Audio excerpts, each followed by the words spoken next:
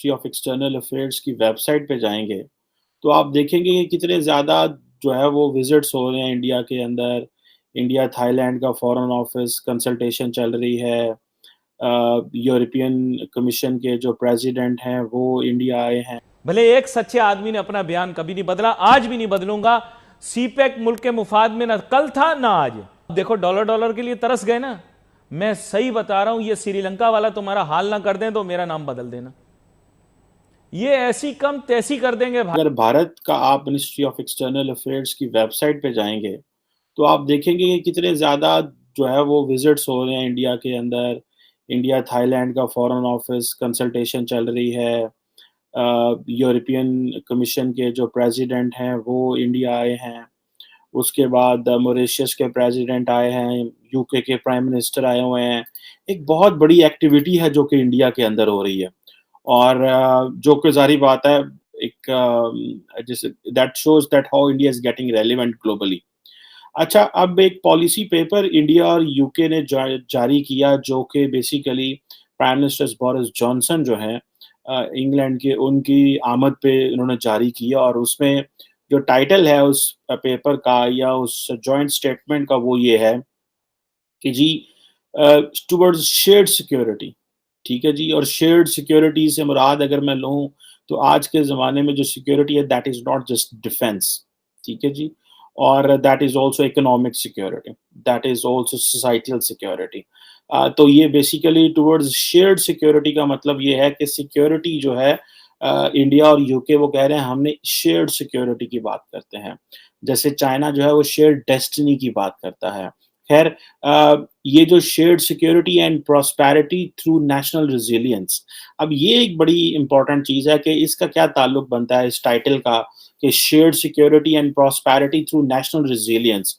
It means, जो मुझे समझ आती है वो ये है कि भारत और बर्तानिया जो हैं वो दोनों इस बात पे बात कर रहे हैं कि दोनों मुल्क जो हैं वो इंडिपेंडेंट, सॉवरेन जो है वो हैं, और independently and sovereign in a sovereign way वो अपनी जो नेशनल रेज़िलियंस है वो एस्टेब्लिश करेंगे। एक दूसरे की रिस्पेक्ट भी करेंगे और एक दूसरे के साथ भी खड़े होंगे, और एक दूसरे के अंदर इंटरफेयर भी नहीं करेंगे, और अपनी जो नेशनल रेज़िलियंस है वो एस्टेब्लिश करेंगे। सो एक देखें कि एक वो मुल्क जिसने इंडिया के ऊपर कितने 100 साल हुकूमत की, आज वो ये कह रहा है नेशनल रेज़िलियंस, यानी कि इंडियन नेशनल रेज़िलियंस एंड बरतानवी नेशनल रेज़िलियंस एट पार आ गई है। ये बड़ी इम्पोर्टेंट है इसको समझने के लिए। अगर आप इस नेशनल रेज़िलियंस को इसको प्रॉपर्ली स्टडी करें, तो ये बड़ा लंबा जो है वो जाता है। ख़ैर एनी हाउ, ये बड़ी लंबी ज़ाहिर बात है, उन्होंने बड़े सारे पॉइंट्स जो हैं वो डिस्कस किए हुए हैं। वो 35-40 ऐसे इम्पोर्टेंट पॉइंट्स हैं जो कि इन्होंने इस पेपर में हैं, जो मैं चाहता हूँ अगर आपको मौका मिले, तो आप भी इसको स्टडी कर सकते हैं। ये यूके की जो यूके बरतानवी हुकूमत ने ये पेपर जो है वो जारी किया है। अब इस विज़िट में बड़ी सारी बातें भी हो रही हैं, जी, कि वो इंडिया के अंदर बुलडोज़र्स का इस्तेमाल हुआ और बोरिस जॉनसन उस पे बैठे हैं। ख़ैर ये साइडलाइन्स पे मीडिया को वो चलता रहता है, लेकिन जो इम्पोर्टेंट चीज़ें मैं वो डिस्कस करूँगा। अ और मेरा ख़्याल है कि जो इम्पोर्टेंट चीज़ें वो यही थी कि जी, इंग्लैंड कहता है जी कि इंडिया बहुत बड़ी डेमोक्रेसी है, सबसे बड़ी डेमोक्रेसी है, और हमारा इनके साथ एक कॉम्प्रिहेंसिव स्ट्रेटेजिक पार्टनरशिप है, जो कि बेसिकली डेमोक्रेसी, फ्रीडम के ऊपर और मल्टीलैटरलिज़्म के ऊपर और रूल्स बेस्ड इंटरनेशनल ऑर्डर, यानी कि इंटरनेशनल लॉ को वो बड़ी अहमियत देते हैं, और वो कहते हैं जनाब कि ये जो 75 साल का जो ताल्लुक है, इसको हम रूल्स की बेस के ऊपर चलाएँगे। और इस तरह की, यानी कि रूल्स बेस्ड ऑर्डर होगा, यानी कि जो इंटरनेशनल लॉ की वैल्यू होगी, इस तरह की चीज़ों की बात कर रहे हैं। ख़ैर एनी हाउ, इससे पहले आपको पता है कि कोविड के दौरान वर्चुअल समिट्स भी होती रहीं, उसकी बात भी उन्होंने काफ़ी की, और एक दूसरे में उन्होंने टारगेट सेट किए हुए हैं। ठीक है जी। और जिसे वो कहते हैं कि वो जो बायलैटरल रिलेशन है उसके लिए वो विज़न 2047 सोच रहे हैं।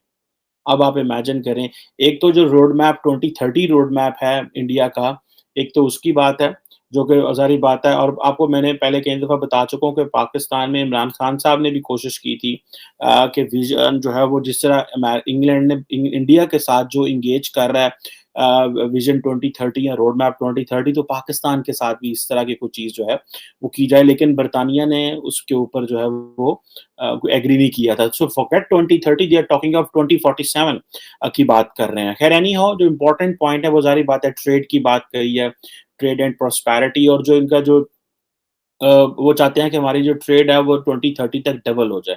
और जो एक रोड मैप प्रॉपर इन्होंने एस्टैब्लिश किया हुआ है, जिसको बोलते हैं एनहांस्ड ट्रेड पार्टनरशिप के हवाले से, और इसके ऊपर उन्होंने जो है वो काफ़ी जो काम भी किया ताकि मार्केट एक्सेस हो सके, एक दूसरे की मार्केट्स तक एक्सेस हो सके, म्यूचुअल रिकॉग्निशन हो सके। और अब आप इमेजिन कर लें कि एक दूसरे को ये म्यूचुअली देखिए, वैसे तो इंडिया एक सॉवरेन मुल्क है, लेकिन इंडिया के लिए ये गेन बहुत ज़्यादा है। वो गेन इस तरह आता है कि मिसाल के तौर पे कि जी इंडिया जो है उसने बरतानिया से आज़ादी हासिल की, और आज वो बरतानिया को अपनी टर्म्स एंड कंडीशन पे लेके आता है। तो ये बहुत बड़ी बात होती है, इसको एक और पैराए में मेरा ख़्याल है देखना चाहिए। हम बरतानिया को वो नहीं कर सके पाकिस्तान। मैं बार-बार पाकिस्तान का ज़िक्र इसलिए करता हूँ ताकि हमें इस चीज़ का एहसास हो सके कि पॉलिटिकल स्टेबिलिटी के क्या डिविडेंड्स होते हैं। हमें इस बात का पता चले कि जब डेमोक्रेटिक ट्रांज़िशन नहीं होने दी जाती, जब डेमोक्रेसी नहीं रहती, जब पॉलिटिकल पार्टीज़ इमैच्योरली बिहेव करती हैं, और जब अवाम की राय की इज़्ज़त नहीं की जाती, जब मीडिया मैनेज किया जाता है और आर्टिफ़िशियली चीज़ें चलाई जाती हैं, तो फिर आप उस तरह आज़ाद नहीं रह सकते जिस तरह इंडिया में। आजकल इमरान खान साहब भारत का वैसे ही बहुत ज़िक्र कर रहे हैं, और मज़े की बात है कि इमरान खान साहब भारत का ज़िक्र कर सकते हैं। अगर कोई ऑपोज़िशन जमात करती है और कहती है कि इंडिया में इतने अच्छे हालात हैं, उनकी फ़ॉरेन पॉलिसी आज़ाद है, तो फटाफट उसको गद्दार जो है वो करे। लेकिन इमरान खान साहब क्योंकि बड़े प्रो एस्टैब्लिशमेंट रहे हैं और उनको समझा जाता रहा है कि वो जो एस्टैब्लिशमेंट का ही हिस्सा है, तो वो उनकी खैर है, वो कर सकते हैं जो मर्ज़ी करें। खैर एनी हाउ, मूविंग फॉरवर्ड, अब ये जो ज़ाहिर बात है फ्री ट्रेड एग्रीमेंट के हवाले से काफ़ी काम हुआ, और जो फ्री ट्रेड एग्रीमेंट जो है इसको लॉन्च किया गया, और उन्होंने कहा जी कि हम ये जनवरी 22 से ही, और इसके ऊपर काफ़ी प्रोग्रेस हुई। लेकिन इसमें ज़ाहिर बात है एक इनका था इकोनॉमिक एंड फाइनेंशियल डायलॉग है। तो मल्टीपल डायलॉग चल रहे हैं इनके, आप देखें और कोविड-19 के हवाले से, क्लाइमेट फाइनेंसिंग के हवाले से। अब ये जो क्लाइमेट फाइनेंस है जिसमें नरेंद्र मोदी ने 2070 का आई थिंक 2060 का, if I am not wrong 2070 I think का एक पैकेज दिया हुआ है कि जी उस वक़्त हम हर चीज़ जो है वो अपने क्लाइमेट को मैनेज कर लेंगे, और हम जो है वो कंप्लीटली शिफ्ट हो जाएँगे रिन्यूएबल एनर्जी पे, and so on and so fourth. वो एक चीज़ें हैं, और वो कह रहे हैं जी कि हम अपना कोऑपरेशन जो है वो इन चीज़ों पे financial services, banking, insurance, green bonds, इस तरह के जो कैपिटल मार्केट के जो है, इसके ऊपर हम ज़्यादा ध्यान देंगे। अब देखो डॉलर डॉलर के लिए तरस गए ना। मैं सही बता रहा हूं, ये श्रीलंका वाला तुम्हारा हाल ना कर दें तो मेरा नाम बदल देना। ये ऐसी कम तैसी कर देंगे भाई। जब ये बुरी करने पे आते हैं ना तो फिर ये छोड़ते नहीं है। आप किस चीज को गुलामी कह रहे हो यार? आप लोग किस चीज को गुलामी कह रहे हो? मुफाहमत भी कोई चीज होती है, मुफाद भी देखना पड़ता है, अपनी सालमियत को भी देखना पड़ता है। बड़ी बड़ी बातें लोग आकर करते हैं। कभी सुलह हुदैबिया के मुतालिक भी तो पढ़ो।